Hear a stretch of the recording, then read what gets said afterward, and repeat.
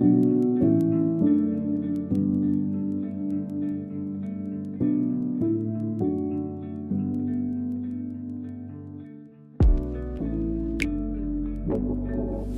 a world without prejudice, bullying, or fear. Imagine a world where our individuality is respected by all our peers. Inclusion and equity are more than words or just a ploy. They are workplaces rich with diversity, creating worlds we all enjoy. Imagine a better world where we all can live free and play, where the spirit of teamwork and solidarity give hope and light the way. Good business isn't just profits or pushing for sales. Good business must strive to be just as it scales. Good business is planting a seed in a visionary trail to foster an environment where diverse abilities prevail. Let's build that new world in solidarity. Diversity rocks innovation. Let's build solutions for equality to bring hope and transformation. Let's honor co-creation, honor individuality, with a vision for togetherness beyond screens and virtual reality. All it takes is a little to change the world a lot. Money comes and goes, but legacy isn't forgotten.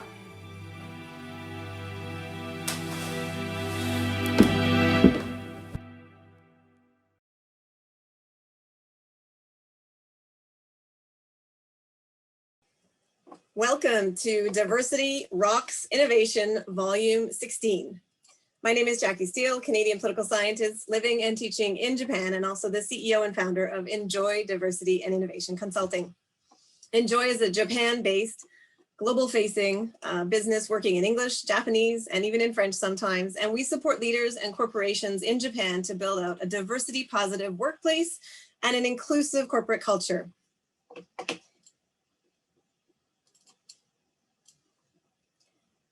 We know, and I think everyone who's joining today knows, that in fact, diversity rocks innovation.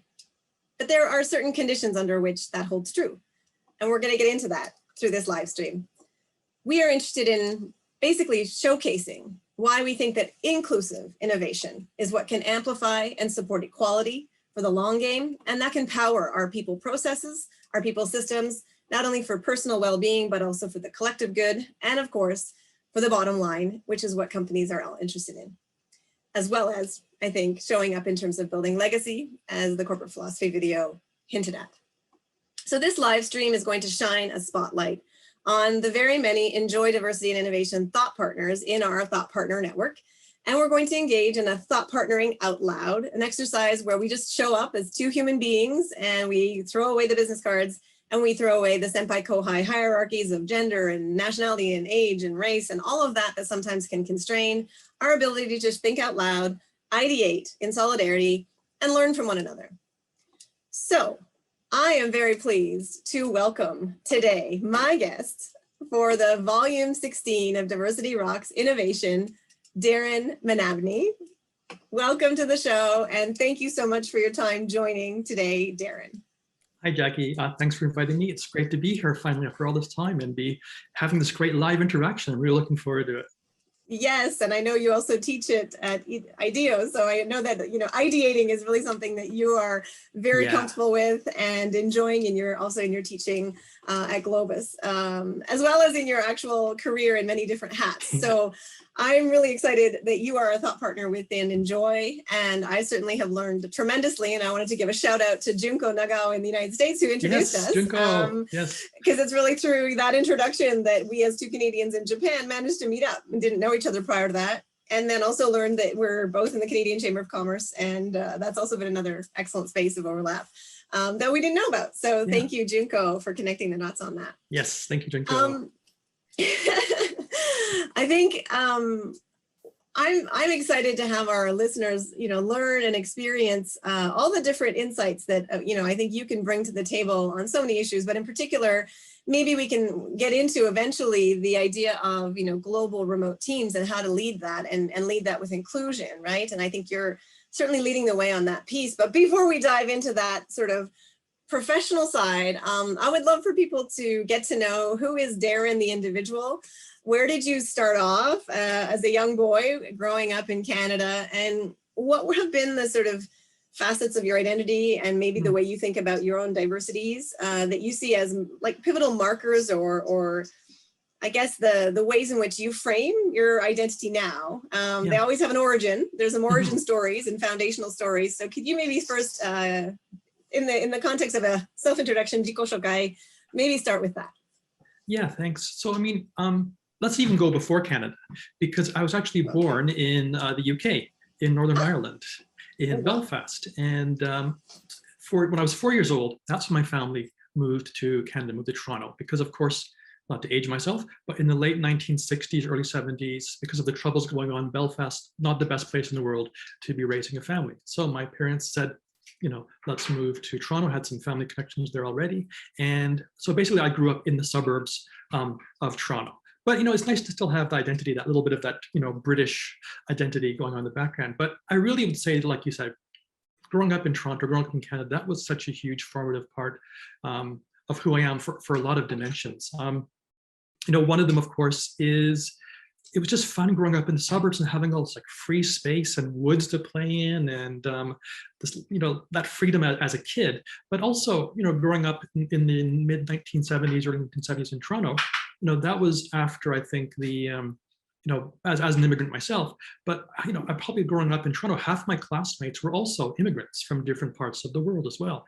And so I think, I've always, in the back of it always just seemed natural to me to be surrounded by people from very diverse backgrounds. That's just the environment I went to school in, I worked in. We'll talk about that later, but this has always been very natural to me. So I think, the act of moving from a different country when I was very young, 4 years old, but I still remember enough.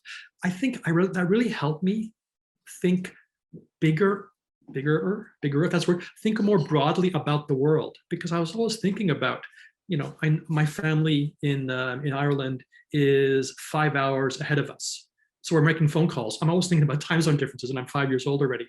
And, and the fact that I did come from a different country and flew, and I have very vivid memories of flying in the plane over the Atlantic to get here. So I think that always helped me think in terms of space and time very broadly. So that was one, I think, definitely formative moment. And that's really helped, I think, define who I am in terms of time and space. And space will take a much bigger role later as well.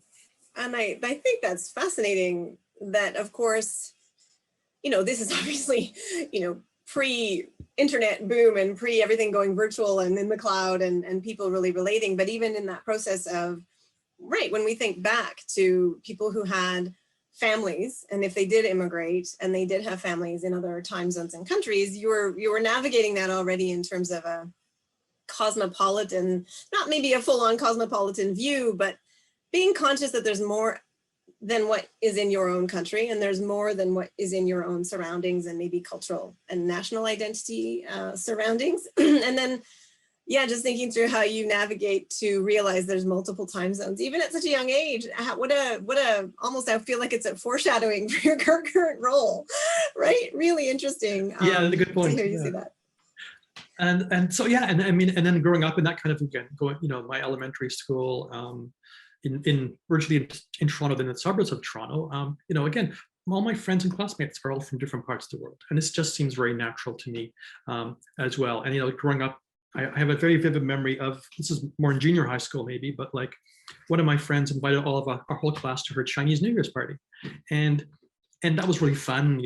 I love food, so looking at food. But I remember she said something like, yeah, and it's the Chinese year, like 4500 or something like that. Like, wow, that just blew my mind in terms of we're in the future. Like, and then my other classmate said, well, in Hebrew, it's the year 5500. Wow, even bigger. So, it kind of, it gives you a new perspective, and it kind of challenges your assumptions. And I think that's one of the great things about growing up in such an environment, having your assumptions challenged about what is common sense, or kind of the reality around you. And it just influences me. And again, thinking more broadly in lots of different dimensions, lots of different scales. Well, and I think, I know that certainly for me growing up,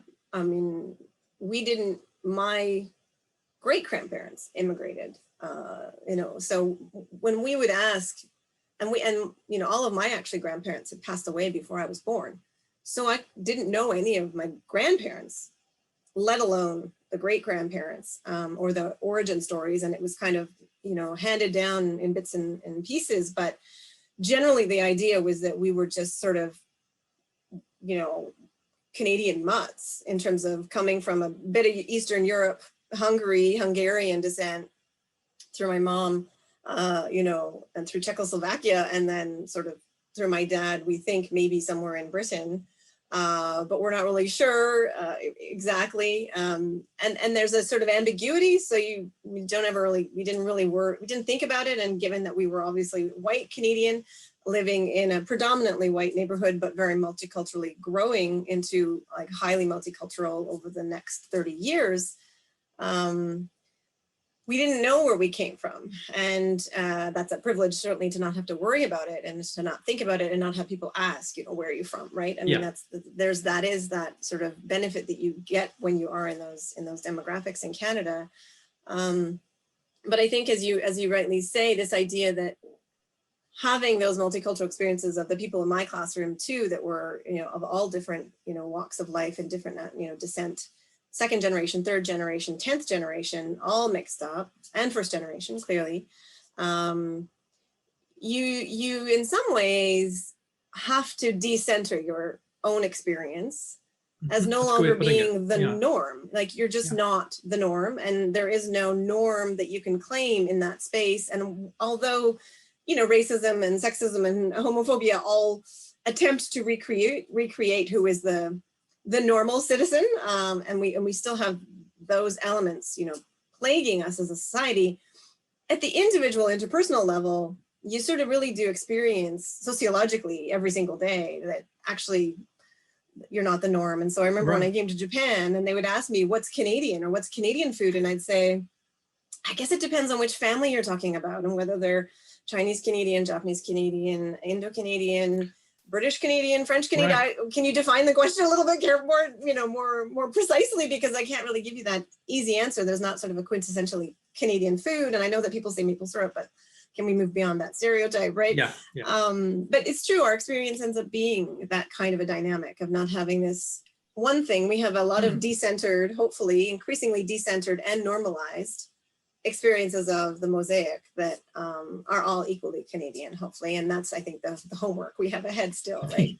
Yeah, to work on that a bit. But yeah, so I mean, and that's I think a big part of who I am growing up in that kind of environment. And then as I got older, thinking about university, going to high school in the suburbs, I always loved sci-fi and space. I remember when I was a kid, my dad let me use his binoculars he used for, like, I think when he was out fishing and stuff. And when and some summer, I looked up at the sky, at the stars, and I was like, wow, there's so much more out there. Again, back to this theme again. And so I think that kind of has always given me an interest in, as I see those things, I'm always interested in things that are very far away, whether that's travel or cultures or remote work or space, and so, I went to university. I ended up studying University of Toronto. I ended up studying astrophysics. So I got my bachelor's degree in astrophysics, and that was also very formative because I was, in my entire extended family, I was the first one to go to university out of from both my parents' sides of the family as well. So when I graduated, my grandmother was so happy because I was the first one in the whole extended clan to make that leap as well. And so, like I said, tying these things together, connecting the dots back, there is this element. I've always been interested in things that are kind of gaps or distances or shrinking those gaps, or whether that's knowledge or space or time. It's always been really kind of a fascination of mine, things that are very far away, literally or figuratively as well. So that takes me to, I graduated from University of Toronto in 1990. And naturally, the first thing you do when you have a degree in astrophysics is you go work for the tax office in Canada. It's a very logical career move as well. So, graduating into like a recession at the time, career choices were limited. I originally wanted to work for the Foreign Service in the federal government. I had an interest in that. Towards the end of my university degree, I became interested a lot more in social sciences, history, political relations, international relations. And so I got interested in that. I thought it'd be great to work in the Foreign Service, travel a bit, see the world. I wrote the Foreign Service exam, didn't make it to that. I got interviewed, but I didn't make it. But Revenue Canada tax office called me and said, "Do you want a job?" I said, "Well, I'll work there for a year or two." maybe I'll go back to graduate school, whatever. It ended up being a 21-year career in the federal government in Canada. And it was nice because I was able to transition to other jobs where I was able to use my science background. So I ended up working for a large part of my career I was a good tax guy in the sense that I gave money back to people, so they liked me. So I was working in a research and development tax credit program. And there, leading to something else, I had to give these public presentations on this R&D tax credit program to like accountants and lawyers, and it's kind of a boring topic, tax policies. But I really enjoyed standing. I'm a bit of an introvert, but I really enjoyed standing up there and talking to crowds of people around this topic. And as I did, and I got better and better at it, even though I hated public speaking, but I really enjoyed it. So, that again is something that, I kind of, whatever reason, I like having an audience and sharing information with people, sharing knowledge with people. I'm going to get a sense of that, giving these very boring tax program talks to suburban chambers of commerce, for example. Yeah. I find it interesting, and I want to pull on sort of two ideas that you've mentioned. One, I think it's so interesting that we kind of take for granted, I think, in Canada, maybe, and maybe in other countries as well, having access to a university degree back in the day. And I think even in today, if you look at sort of the rates and access to not only undergraduate degrees, but higher degrees, and how to build a knowledge economy and a skilled workforce, highly, multilingual and post-secondary graduate holding, the access to that undergraduate degree as a first get-go. And I think in Canada, back in the day, they used to say that 80% of the university undergraduate degree was actually being subsidized through the taxpayer. And so we, like our generation, and I haven't looked up, if that's vastly shifted in the percentages, but we, in terms of had a real inheritance from this public, tax support system into all of the universities, that then we actually were only paying for about 20% of our 4-year degrees in principle. And that opens up obviously a lot of different possibilities for then, second degrees and masters and whatnot. And how that not only does it change your ability to think about, and you studied in astrophysics, but then we're also interested in, could pivot that into other fields, but it gives an equalization of bringing up the level of the whole population in terms of a public infrastructure investment. Right, that right, you get totally. A much higher educated population on average, because more people are all graduating university degrees, because it really lowers. That really lowers the bar to only cover 20%.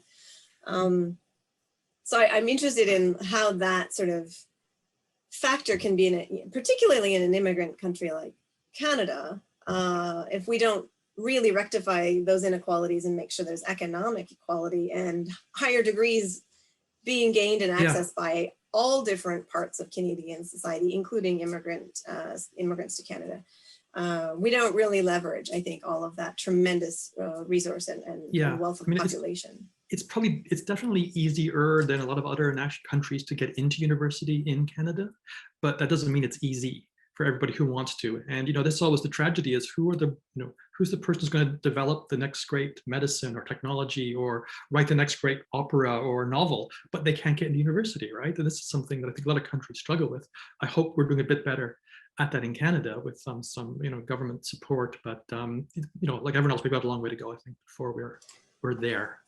Exactly. But it is, I think, such a huge public infrastructure, like you say, for the foundational pieces in the building blocks, is we all need to have that next stepping stone. And particularly with multilingualism being so strong, given the immigrant base and the different levels of multilingualism, right? And more in the immigrant Canadian population than perhaps in the traditional, British descent Canadian populations. And certainly different levels in the First Nations communities too, amidst that diversity. But yeah, I think in terms of how do we think about that in terms of economic and global talent management, which I think we're going to talk about later as well. And we'll get into that. But my other question I was going to say, you think taxes are boring? Oh my goodness. I think tax law is so fascinating. And the reason why I say that, well, now I do. Now you do, right? There are so many ways that the tax system incentivizes inequality and or can be used to incentivize empowerment and economic equality and like a level playing field. And I remember being brought into a scholar, one of the feminist scholars in Canada's presentation about how tax law was really, and how we were delineating the household revenue and how you declare, to income earning prior to eliminating the breadwinner model in Canada and taxation on that basis. We didn't really have a structure for individual taxation. And so it really was reproducing gender-based roles and norms by disincentivizing women to work and earn to their maximum capacities, right? And until we finally shifted away from that breadwinner model. And I know that's still a pain point in Japan, very much so, in terms of the tax system really incentivizing in all the wrong ways the reinforcement of patriarchal gender roles in the family. So I just thought that blew my mind when I thought taxes were boring. And then I heard that presentation, I went, wow, like the things that you can do with statecraft and a taxation system to incentivize certain kinds of behaviors. So can you just maybe give me a little, and give our listeners a little insight? Is there something that you found that was the most exciting tax area or incentive that you got to work on during that 20 years in the federal government? Well, yeah, like it's only about 8 or 10 years was in this R&D tax credit program. But I mean, like back to the word incentivizing, this is really what it was all about. I know it's a bit off topic, but governments shouldn't probably not pick which companies are the winners and losers and fund them. But this is a program that's open to anyone who's doing, broadly speaking, research and development in Canada. Canadian companies doing that. You're eligible for it. You could get 35% cash back from the government on your R&D expenses. That's, and a lot of our peer competitors, US or the EU, were doing the same thing. So it was also a way to lure for FDI.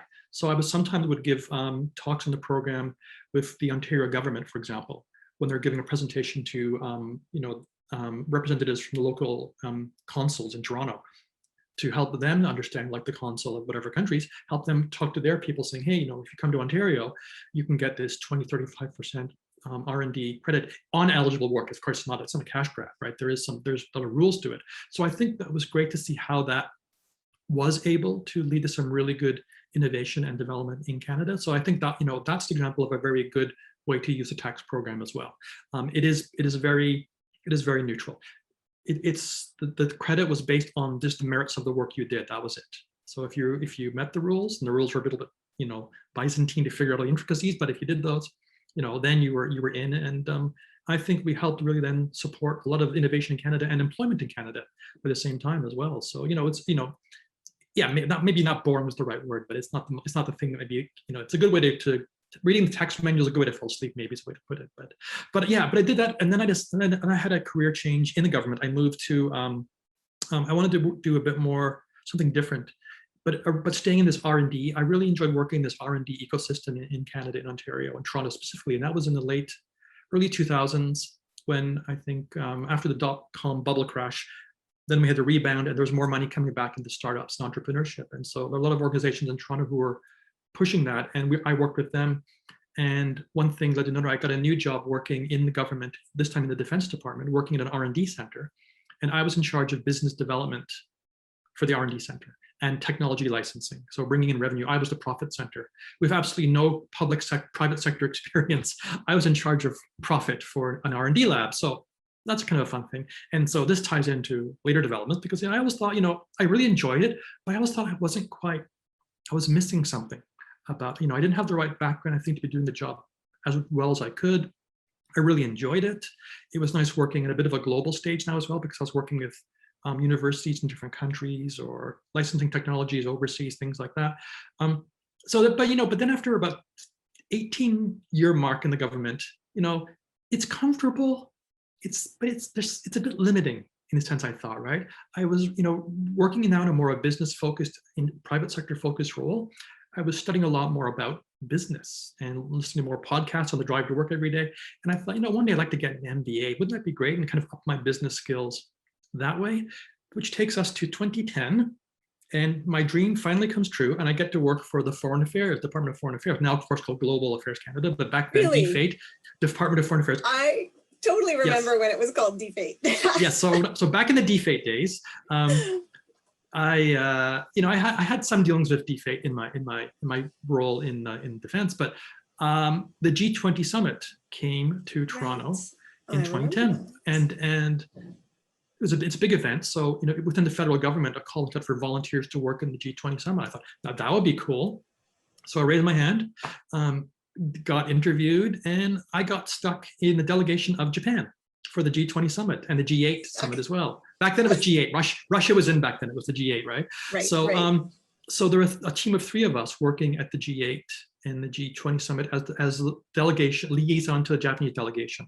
So that was a very interesting, very cool experience. You know, I would find myself in the elevator, me, the Prime Minister of Japan, and the bodyguard, and we're going to meet President Obama, for example, right? I have the little secret radio in my ear, like I'm whispering into my sleeve, like in the spy movies. Awesome.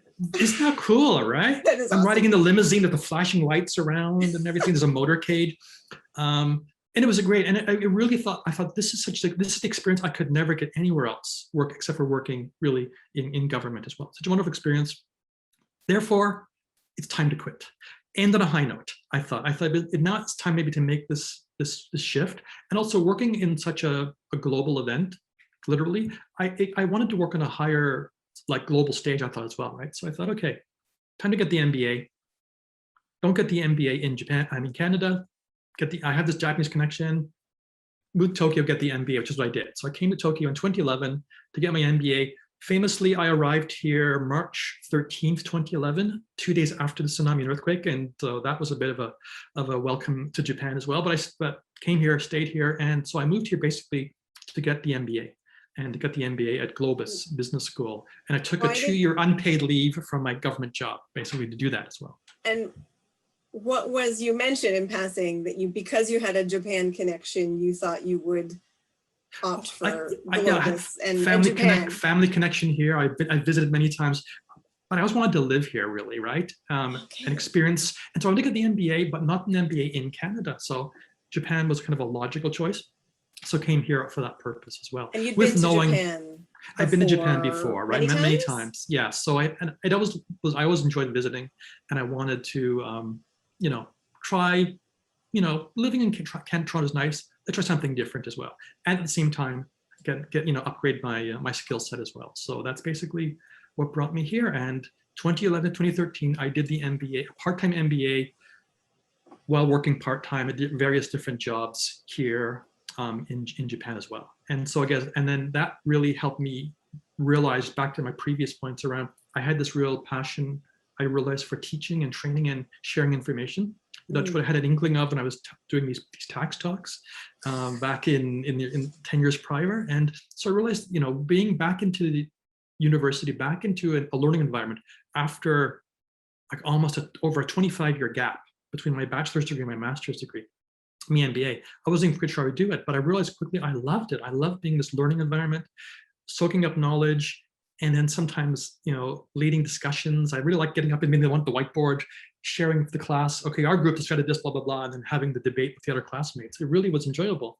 And so, and then as I was finishing my MBA here in Tokyo with Globus, I'd done some corporate training a little bit with RICO, Company Limited via Globus. They wanted some of the English language MBA students to come and work with their staff at RICO to kind of give some training on, like, you know, how to work globally, for lack of a better word, to globalize some sales and marketing stuff. And they really liked my sessions. They said, are you interested in working for us to help us take this? And I said, why not, right? I mean, I'm here. I like to stay in Tokyo. So one thing led to another. And so shortly after I graduated from Globus in May of 2013, I ended up started working for RICO from July of 2013. Wow. And I mean, maybe you can talk me through a little bit. I can imagine, I mean, arriving in Japan post, you know, Daishinsai, post triple disaster is not an easy pivot, I think. And I think Japan was also going through, you know, reeling from the effects of that, and still is in some ways in Tohoku. 10 years later, was there also a decline all of a sudden in the enrollment in the MBA program you were in, and there were fewer foreigners staying in that program because they were in some ways, exiting? What was the context that you sort of experienced as a result of the impact on the economy and then also the I think we may have had 1 or 2 fewer foreign students coming to Japan for the program, but they might have deferred to next year, but it didn't have a major impact. As I recall, a majority of the students, so the MBA program basically, you know, it's probably 50% Japanese students, 50% non-Japanese. Back then, it was just a part-time MBA program. So, 50% non-Japanese were mostly people who were already established. Someone like yourself who's, living in Tokyo for a while, living in Japan for a while, has maybe a job or business here, they would join the MBA program. Very few of us, it just myself, 2 classmates from Thailand, 1 from Malaysia who came. That was it from outside Japan for that program as well. And it really did color, of course, my first experiences living in Japan. I do remember volunteering to go up to Rikuzen Takata to do some work a few months later as well, and speaking with that.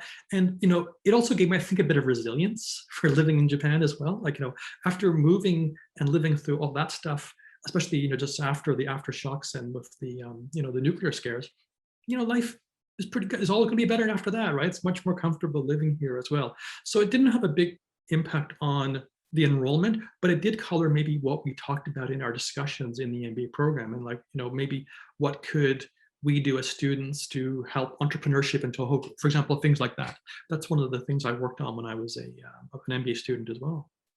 And I suppose it might have even also trickled into discussions on how do we rethink economic resilience in the context of, these kinds of huge external shocks and natural disaster shocks, but right.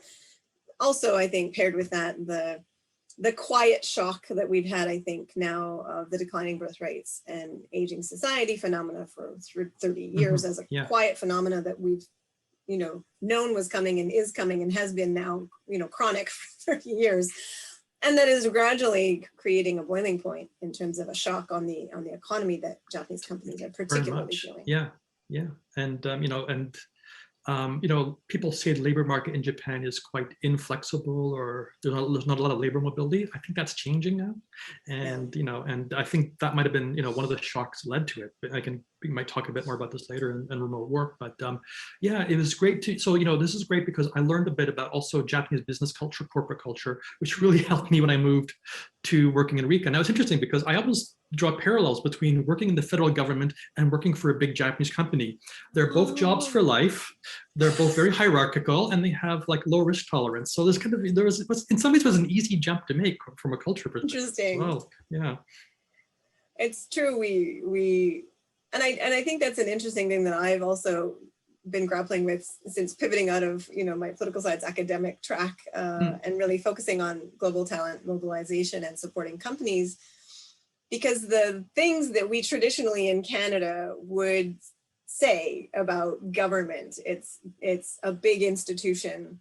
Like you say, it's rigid. There's a lot of protocols and rules because they're attempting to maintain high ethics and avoiding conflict of interest. And so there's all of the, the safety mechanisms around ethics and governance and oversight. And that leads to a heavier process that takes longer, but it also, I think, makes for a more rigorous process. But it's often contrasted to kind of the wild and free rolling private sector that can just do what it wants and pivot and is agile. And yet many big, large corporations also in North America are equally bureaucratic and have all their protocols and their rules and their oversight and the ethical, elements and the multi-stakeholder engagement rules they have to comply with, particularly around First Nations. And I mentioned that because we just had our Canadian Chamber of Commerce Indigenous engagement panel this morning around understanding, what does multi-level governance in Canada mean in terms of understanding the relationship building with First Nations and understanding treaty implications and understanding provincial government jurisdictions and federal government and how to work across all those different sectors. There's a lot of constraints in both private sector and public sector, but we don't give that impression, right? The discussion is that the private sector is so agile and efficiency oriented and the government is so inefficient and is a waste of tax dollars, and that very sort of neoliberal rhetoric we've heard for almost, I think, 20 years now in Canada in particular. And then I look at the Japanese market and I think about the big Japanese companies or the big multinationals. And I think there's a lot of layers in those companies in terms of constraints and bureaucracy and mechanisms and protocols. That also means it's not such a freewheeling private sector all the time in all companies. We really have to be thinking about maybe the small, medium, tech companies are 50 people or 100 people and they're agile and they don't have that level of red tape, if you will. But that's not all companies, right? And so like you say that, I think that's so interesting that your pivot of course, from federal government to a large Japanese corporation really was quite seamless on that front, because you're used to those working protocols. Yeah. And I mean, and I think, you know, even there, of course, it's not apples to apples, but I mean, something just remembered what you said about the kind of these protocols and rules in the federal government. You know, I was always proud of these things. The fact that, like, we had to have everything in 2 languages, you know, now it could slow things down, but, you know, it's part of who we are, right? We did have to consider when we do contracts, things like, yes, we have to, you know, let's look also at this for, you know, Aboriginal businesses, for example, look at some contracts for Aboriginal businesses. These are good things. And it also reflected in the, you know, working in HR now at RICO, the talent development and the recruiting process was the epitome of meritocracy. You know, you can only advance in your career. It doesn't matter who you know, it's not going to make a difference in getting ahead in getting ahead in government. It's based on being qualified, writing the tests, doing the interviews, blah, blah, blah. You know, it really is a very meritocracy. It is a quite meritocracy. And that's why I always like, you know, being able to know that there is a steady career path there. It's slow, but it's steady there. And it is really based on merit more than anything else. So nature of the beast, but I will always defend government. If anyone says lazy government workers, hey, I will always defend Canadian government, at least because I know that, right? Because I think, you know, your stakeholders are, I always consider, who are my customers? Well, 35 million Canadians. That's kind of who I'm working for. It's very easy to feel a sense. Yes, it's very easy to feel a sense, or not tax-paying people, but yeah, but still as well. So it was very easy to feel a sense of purpose, mission, and belonging, working in such a role. And that's very important, of course, for feeling motivated, engaged in work. Something which now I'm realizing working with employee engagement now. And maybe if you could shift a little bit towards then how your role at RICO, from doing these trainings a little bit in the beginning, but then also having this full-time position, and how that has, I think, expanded, particularly through COVID, to an even more, you know, future of work type of framework that now you're also developing and are teaching on. So maybe you could walk us through those shifts as well, that pivot. I think so. I was originally hired as a project lead for global employee engagement survey, and I had very little HR background. The only HR I really had was how to write a job description when I worked in the government and some staffing, and what I learned in the MBA HR courses as well. But RICO said, but we think you can lead this project and pick up the HR stuff, learn that on the job. So it's a very positive attitude as well, right? You know, to think that, again, very overtly traditional Japanese company would hire a non-Japanese speaking former government worker into their program, you know, and not young as well. That's, you know, it's a very good sign, I thought, of the company culture as well. So yeah, I led the first global employee survey, 95,000 employees we surveyed, boom, great. But that gave me a much better grasp of how to lead a global project, how to understand the importance of, you know, cultural differences, you know, time zone I already knew about, but understanding how to understand the different ways of leading and managing across borders and across time zones and across, you know, I like to use now in my own teachings, you know, geographic distance is one dimension and social distance is the other dimension, right? And how to lead across those. And we often focus on the geographic distance, which includes time, but it's the social distances that we feel from different cultures, different ways of working, power distances, whether that's real or perceived. These are the things that really, I really learned a lot about leading that project as well. And so my career shifted a bit over time. I still look after employee engagement. We just did our second survey last year. But I think this really has helped me find kind of a niche or a specialty or kind of like my own personal brand around these leading global teams, leading cross-cultural teams, understanding how that dynamic affects how corporations or even individuals can be more effective on these kind of global teams. So, you know, then luckily a year or two after I began working at RICO, Globus, where I got my MBA, said, hey, would you like to teach a course for us? We remembered you loved giving presentations in the MBA class, and we want someone to teach the presentation course now. Sure, why not? And that was an unexpected treat as well. I never in my life would have imagined I would be a business school professor, but here I am 7 years later, you know, as a full professor teaching several courses at Globus, and one of the course being this course I created myself called Innovation Through Virtual Teams. And we created it 3 years ago.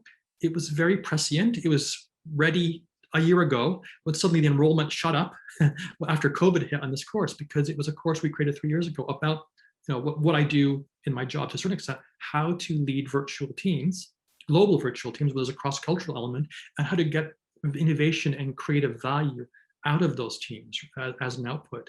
And I'm teaching that for the third time currently right now. I love it because I was able to create the entire course content myself, 3-month MBA program, 18 hours of content, using case studies from Harvard, using my own experience, using simulations online. You do kind of show the kind of tools we can use online as well. So focusing on the technology element, I like this very cheesy framework I created called TLC. Technology, leadership, and culture. Those are the 3 real levers you have to control, to influence, I should say, the effectiveness of any kind of global team. So that's kind of the framework we frame the course around. Technology is the smallest part, actually, because technology is only as good as how you use it and how well people are using it to facilitate or lead. So we hear about Zoom fatigue a lot. And that's not Zoom's fault. It's just people, like we used to hear about death by PowerPoint. PowerPoint's not bad. PowerPoint's actually pretty good. People just use it the wrong way. And so people are using Zoom just in the wrong way, or not facilitating properly, or having endless Zoom meetings. It's not Zoom's fault. It's the human side of things. Killing the medium. I mean, if we take the board from the killing the messenger, it's killing the medium. It is, right? It's not the medium's fault. Yeah. No. And I would love to hear you talk and maybe tell us a little bit more. I mean, I love this idea, and certainly, like, you're speaking my language when I think about all of the, diversity and inclusion innovation conversations that Enjoy is trying to build forward. It's really about, and I was very conscious in choosing the D and the I to be diversity and innovation, because really I think there's a mechanism that's not being broken down and really articulated to show diversity can be a driver of innovation. We know that. But there are certain conditions under which that holds true. And there's a whole bunch of ways you can screw that up, and diversity does not spontaneously lead to innovation. And certainly the TLC approach that you just mentioned kind of is case in point, that if you don't have leadership and you don't take care of your culture elements, if you don't take care of the social distance and particularly the power difference in the room, then you don't necessarily obviously have that virtuous cycle. So can you talk to us a little bit more about your definition? I know that social distancing in a COVID era has been different meaning. Well, it's been used in kind of an unfortunate way, because it's not really social distancing, it's physical. We're supposed to be physically distanced, but not socially distanced. And so this term is actually not accurate. And I think it was Daniel Aldrich who commented that we actually want social proximity, right, to continue, but we want physical distancing, right, from a crisis management perspective. But in your context of, what you see as managing social distancing or social distance, and in particular power distance, totally, you're speaking my language. I'd love to hear you speak more about that. So, to tie it all back to innovation, to kind of, if we consider that kind of an output or it's an output or a process, is debatable, but you want to be able to create something. When you put people together, that's the whole point of having I think of why we work, whether that's private sector, public sector, academia, whatever, that's the purpose. Innovation has a high risk of failure. It's never a done deal. And so you're never going to have innovation unless you have that environment where it's okay to, psychological safety, where it's okay to fail. And of course, that is based a lot on trust. But I think how you build trust in a remote environment can be very different, especially a global team is very different, because each culture builds trust in very different ways. Like if relationship, cognitive trust or emotive trust, it varies even to the individual level as well. So ultimately, to any team, especially a global virtual team, GVT, I call it, to be innovative, you've got to work on that understanding of how the people on the team operate as individuals in their context. Back to the point about dropping your common sense. How does person A on my team who works over here in this part of the world, how do they understand trust and build trust with me? And how am I going to build trust with them and the other members of the team? Without that trust and the psychological safety, you're not going to get the innovation. And so it's awareness of what is the social distance dynamic at play between a team leader and the people in the team. I hate the word subordinates. So the team leader and the people in the team, and the people working horizontally or working holistically, I guess in the team as well. How do you understand that? Without understanding that, you're not going to, you may succeed by accident, but you can't be intentional about how you're planning the work. So person A over here works best heads down. Person B over here works best in a kind of common collaborative environment. Knowing these things about the people that you're working with will help you structure the work better. And time zone differences maybe can go away if you find the people in your team, some of them are evening people, some of them are morning people. Well, then suddenly, hey, they're going to work together no matter what the time zone differences are, maybe, if you can schedule things properly as well. Well, and I think hearing you speak, it's interesting because, of course, one of the core elements that we've been rolling out for now 2 years is this concept of intersectional thinking. And it's really building on Canadian public policy and legal expertise around how we do policy analysis in Canada. And it's really thinking through the multiplicity of intersections or identities and social situation, the contextual background that forms each individual, and the power differentials that also are functioning in the background of society at a systemic level. And all of that, intersecting all of those different identities, of course, frames and helps shape who each individual not only becomes, but how they self-perceive and how others perceive them. Right. And so it's a really relational context. And so we're doing workshops and we've been leading workshops on helping, global leaders think intersectionally and use this Canadian business and public policy high performance tool, right? Yeah. Because it really works really well in Canada and the way it's being practiced in, social movements are using it. Certainly it's come out of feminist legal scholarship and feminist public policy, but it's really had an amazing penetration that our local governments, the city of Vancouver committed to doing intersectional gendered analysis of everything that comes through City Hall in Vancouver. Wow. Yeah. The federal government recommitted. They started with a gender-based analysis commitment in 1997, I want to say, or 1995. And now they're doing a full-on commitment to intersectional analysis at the federal level as well for all facets of these intersecting identities of diversity. And so we've had, I think, amazing rollout over the last 20 to 25 years at different levels in Canadian corporations, in the local governments, in the federal government, and in social justice movements to build kind of competence in this practice and this critical thinking skill. And it is more work in the sense that, like you suggest, it means actually understanding the individual, taking time to slow down and say, what is this person beyond the fact that I want to put them in the girl box and in the Canadian box and in the gaijin box or in the queer box?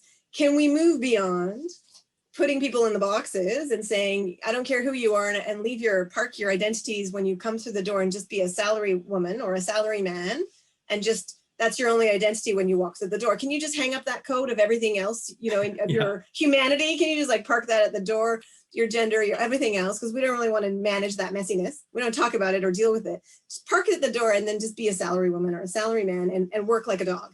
And I think we can no longer do that, right? It doesn't work, but it does take a lot more intentionality and flat relationship building to say, I'm actually going to care enough as a manager to know who my people are, and to know who's on my team and what their individual strengths are and preferences are, and how that can be really leveraged for the organization. And then when you see all of the strengths and maybe the vulnerabilities, you can say we can really leverage that, but then maybe there's this vulnerability that this other teammate, they can cover those blind spots because that's their sweet spot. That's their zone of genius, right? And you get full coverage. The complementary skill sets, mindsets, and behaviors across the team. That's gorgeous. But you got to know those things about your people, right? One thing I include in the course, but also I've done with my colleagues at RICO, is there's one of my favorite books on cross-cultural communication in business is The Culture Map by Erin Meyer. And there's an online tool that lets you evaluate yourself using the Culture Map framework. All my MBA students take that, and then we plot it on a map of their class. And I always contrast it with what the score would look like if we just took all the countries in the class. And everyone says, oh, I learned I wasn't very Japanese from this, or I wasn't very Thai. Great, that's the whole point, right? And then when you see all the individual scores, it's, you see who's high context to low context communicators. There's a huge range. And that's how you see yourself as a group, not as someone who's from Nepal, Thailand, Japan, Canada, wherever. It's this range of behaviors. And so, tying into the point around remote work, I think we have to, and diversity, we have to understand the work style diversity of our teams and individuals and ourselves now. How do we work best? Some people just love remote work like me because we work better at it. Some people don't, but knowing that and knowing, will help you how well your colleagues or your team members work remotely, understand their work style, and then using that to structure maybe the teams or the projects or the work. Then you can harness the diversity more effectively of your individual team members by looking at their different styles of work, which ultimately is just a behavioral diversity. Some people are more, again, collaborative. Some people are more creative when their heads down. Some people are more confrontational. Others, confrontation is not always bad because innovation comes from confrontation. Sometimes understanding all these different dimensions or intersections, as you said, can help you create a much more cohesive global team, project team, cohesive, trust, psychological safety, and that's how you're going to get the innovation at the end of the day. And I'm going to circle back to the beginning of our conversation in terms of maybe, when we first talked last year, I felt such a sense of alignment with your thinking and vision. And I thought it's so interesting that increasingly I've been finding more Canadians in, I guess, the greater Tokyo area, that because I was mostly in the regional parts of Japan, I didn't really run into that many Canadians. But as I ran into more Canadians, I was finding there was a certain experiential foundation that seemed to be quite similar in terms of just a presumption that there was a decentering of themselves as not being the only possible form of humanity out there or the only possible walk of individuality out there. And so there was, in a sense, a foundational openness and curiosity and just seeing diversity as that positive because it's something we'd grown up with. It's something that surrounded our reality and became a source of who we were and how we self-identified, maybe too, in terms of not putting ourselves in a box. But in terms of how we then, I think the challenge for, if we can bring it back to the conversation on Japanese global companies, from a competitive edge perspective in the global market, companies, and I would say that's also including companies in North America and Europe, frankly, but not having a cookie cutter approach to how do you do your work? What is the, how do you do your work? How do you show up as an individual human? What is right? Like, there's no wrong way to be a human, right? So, I mean, unless you're, violating the law and being violent. But I mean, beyond that, like, can we get to a point where we really can have an open-heartedness towards the full spectrum and the full range of individuality and humanity that is right and understood to be right, and then decentering any kind of hegemonic norm or presumption about stereotypical behavior that is the right way to do things, and not having, and I think the next piece is the laws and policies, the rules, right? All the rules in the bureaucracy of these companies or HR or wherever they sit, all of those rules need to decenter towards really placing, and that's what we're trying to say, is build a diversity positive environment means you're decentering that really toxic norm and assumption and stereotype about this is the way there's one way to show up to things and be right, to be a good salary woman or a good salary man means to work X numbers of hours and productivity equals X or Y. And we're really trying to decenter and to put diversity and diversification of that individuality at the heart of the DNA of that company's processes, people's thinking, and also I think the corporate culture. And I think you're doing that in a really beautiful way with your leading global teams virtually, leadership and thought leadership on that. And I hope we need to bring you into the Canadian Chamber to also probably do a talk about that. That would be really fun. Great. For the Global Diversity Management Committee, that would be, I think, a certain sweet spot for definitely including that perspective. And I'm tempted to ask you, what is the sweet, the special sauce in how you're teaching that? Without wanting you to give it away, because I know it's what you teach at Globus, but is there a hint you could give us to what's the secret sauce? I mean, I think it comes down, so tying everything together, and this point about, you just made this great point just made around rules and process. For the future of work will be remote work one way or the other. We're not sure if it's going to be 100% remote or it's going to be hybrid work, but companies that won't let their employees do that, they're going to lose out on the talent game in the end, because people, even in Japan, majority of people want to work in some form, not maybe every day of the week, but some form of remote work. And so to do that, you've got to structure your company and your HR processes and your managers especially differently. You have to have a much higher level of, back to the point about trust, autonomy. Give a high level to autonomy to your workforce. So that means things like process is secondary to outcomes, which can be very hard in some Japanese companies where process is king, right? But let people do the work the way that they work best. First, they might not know that yet, but we can help them understand that themselves. And then just look at the outcome, what we're getting as well. And because we're working remotely now, well, our teams can be more globally diverse. I think what hasn't been appreciated yet is with a move to remote work, with technology advancements like ability to better AI translation, our competition, each of us as individual workers, is global very soon, because we're competing with people around the world now, because we can work remotely, we can work virtually, and with technology lowering the language barrier, that goes away as well. So I think the companies that can focus on giving choice about when, where, how to work, can bring in that global talent as a consequence of that, and focus more on outcomes than process and giving autonomy to workers. They're the ones that are going to win the talent race. And when you have the people who are happy or more engaged workers are more innovative, are more creative as well. It all comes back to that. So I think if we're able to convince our employers, or even ourselves bottom up, begin doing this on our own workplaces, we will see a bit of a nice revolution. And maybe companies will not be considered to be Japanese so much anymore, just a company headquartered in Japan as opposed to a Japanese company.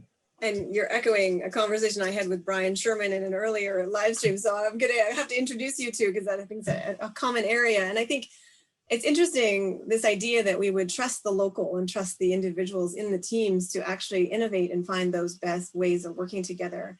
And that trust, we think about Canadian federalism being born of this desire and necessity in a huge country, a huge geographical distance, to be governed from, Britain.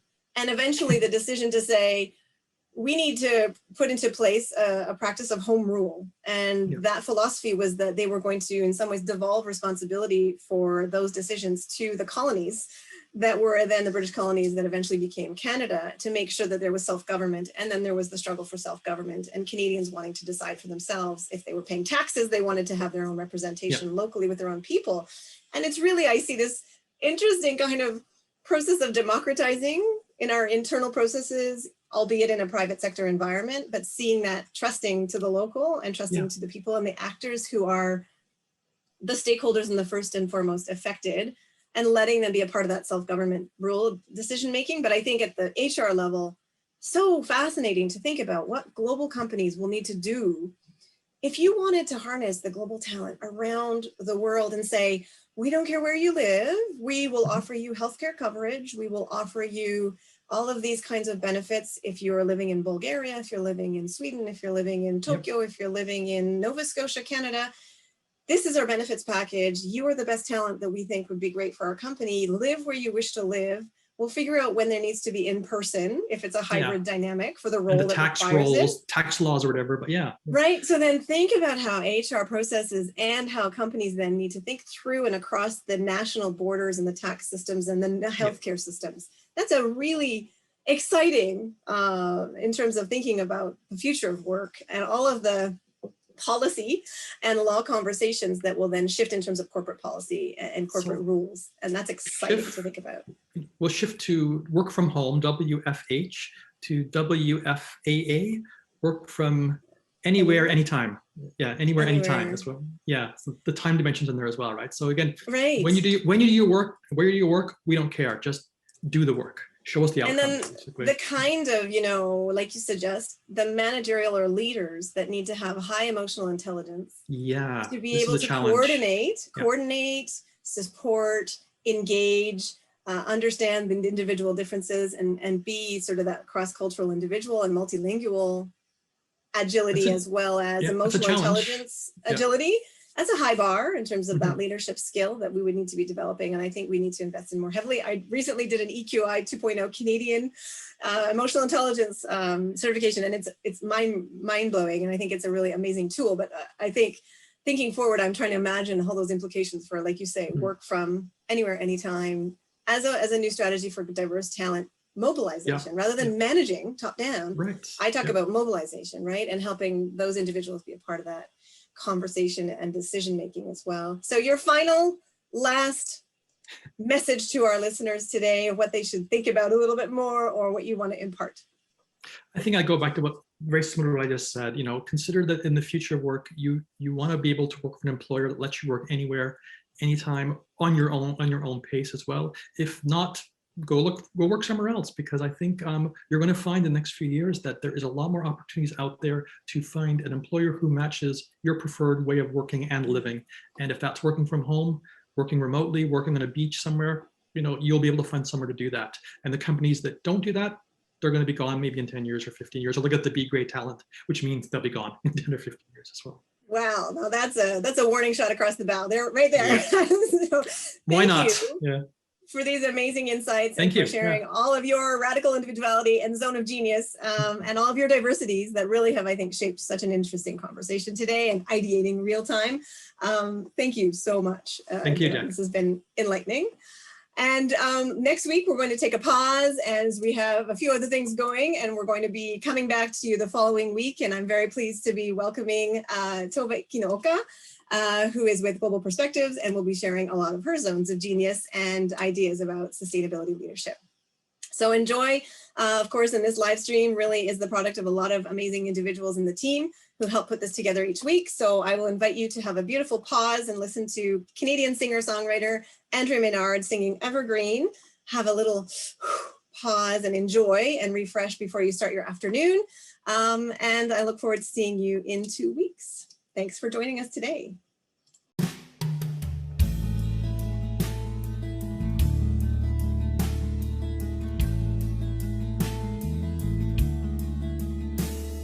The window in my parlor shines on my favorite chair. I sit and watch the season turn as white as my hair. So many years older, a frosty pallor has touched my skin, but I am a sapling inside a giant evergreen. Evergreen, evergreen,